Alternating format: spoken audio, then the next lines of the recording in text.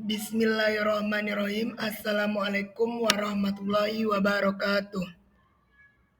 Baiklah, pada pertemuan kali ini kita akan membahas materi tentang elemen akidah yang berjudul beriman kepada Rasul.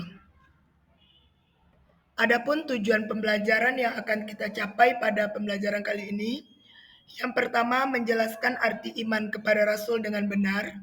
Yang kedua menjelaskan perbedaan antara Nabi dan Rasul. Yang ketiga menyebutkan nama-nama Rasul Allah. Yang keempat menjelaskan sifat-sifat Rasul. Dan yang kelima menjelaskan tujuan Rasul diutus oleh Allah Subhanahu wa taala. Selanjutnya meneladani sifat-sifat Rasul. Dan yang terakhir menjelaskan tentang hikmah beriman kepada Nabi dan Rasul. Adapun pengertian beriman kepada Rasul. Iman kepada Rasul adalah rukun iman yang keempat dalam Islam. Keyakinan ini sangat penting bagi seorang muslim karena Rasul merupakan utusan Allah Subhanahu wa taala yang membawa wahyu dan petunjuk kepada manusia. Sedangkan pengertian iman kepada Rasul yakni meyakini dengan sepenuh hati bahwa Rasul-Rasul Allah itu adalah utusannya yang benar, diutus untuk membawa risalah Allah kepada umat manusia. Selanjutnya, Nabi dan Rasul itu berbeda. Adapun perbedaan Nabi dan Rasul yaitu Nabi diberi wahyu untuk dirinya sendiri, sedangkan Rasul diberi wahyu untuk dirinya dan wajib disampaikan kepada umatnya.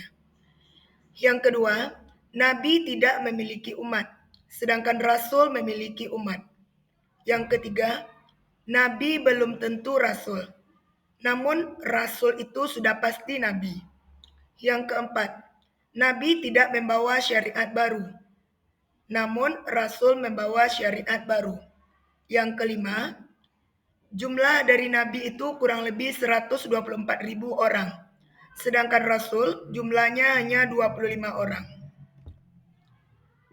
Selanjutnya yang keempat, nama-nama Nabi dan Rasul. Nama-nama Nabi dan Rasul ini bisa kita lihat di dalam Al-Quran, yaitu ada 25 Rasul yang wajib kita ketahui. Untuk lebih mudahnya kita menghafal nama-nama Nabi dan Rasul ini, dapat kita nyanyikan sebagai berikut. Sama kita bernyanyi. Adam, Idris, Nuh, Hud, Saleh, Ibrahim, Lut, Ismail, Ishak, Yakub, Yusuf, Ayub, Su'aib, Musa, Harun, Zulkifli, Daud, Sulaiman, Ilyasa, Yunus, Zakaria, Yahya, Isa, Muhammad, Al-Mustafa. Jadi untuk menghafal nama-nama Nabi dan Rasul ini dapat kita nyanyikan setiap kita belajar atau setiap kita mempelajari nama-nama beriman kepada Rasul ini. Selanjutnya, sifat-sifat Rasul. Rasul itu mempunyai sifat. Ada sifat wajib dan ada pula sifat mustahil bagi Rasul. Di antara sifat wajib Rasul yang pertama itu sidik. Sidik artinya benar. Rasul selalu berkata benar, baik dari segi perkataan maupun perbuatannya. Yang kedua, amanah. Amanah artinya dapat dipercaya. Yang ketiga, tabligh artinya menyampaikan. Dan yang keempat, fatonah artinya cerdas. Adapun sifat mustahil bagi Rasul yaitu yang pertama, kizib. Kizib artinya dusta. Yang kedua, khianat artinya berkhianat atau tidak dapat dipercaya. Yang ketiga, hitman artinya menyembunyikan. Dan yang terakhir, baladah artinya bodoh. Jadi ini dapat kita hindari sifat mustahil Rasul ini, dan sifat wajib Rasul itu dapat kita contoh dalam kehidupan kita sehari-hari. Selanjutnya, tujuan Rasul diutus oleh Allah Subhanahu wa taala. Rasul itu mempunyai tujuan mulia, diutus oleh Allah Subhanahu wa taala ke permukaan bumi ini. Yang pertama yaitu menyampaikan wahyu kepada umat manusia. Yang kedua menyampaikan pesan kabar gembira atau kabar buruk. Yang ketiga yaitu menyempurnakan akhlak manusia. Kemudian yang selanjutnya, contoh teladan dari Rasul. Jadi kita dapat meneladani sifat-sifat Rasul tersebut dan dapat kita aplikasikan dalam kehidupan kita sehari-hari. Yang pertama yaitu kejujuran. Kejujuran. Adapun contoh teladan yang harus kita terapkan dalam kehidupan kita sehari-hari yaitu satu, selalu berkata jujur dalam situasi meskipun sulit atau merugikan diri sendiri. Yang kedua, menepati janji yang telah dibuat kepada orang lain. Yang ketiga, tidak berbohong, baik dalam hal sekecil maupun hal besar. Kemudian yang kedua itu dapat dipercaya.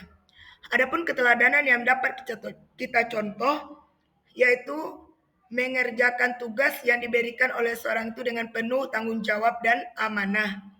Menyelesaikan tugas itu dengan penuh tanggung jawab. Kemudian menjaga kepercayaan yang diberikan oleh orang lain kepada kita. Selanjutnya contoh teladan dari Rasul ini yaitu tabligh, artinya menyampaikan. Adapun contoh teladan yang dapat kita lakukan yaitu menyampaikan kebenaran kepada orang lain dengan cara yang baik dan bijaksana.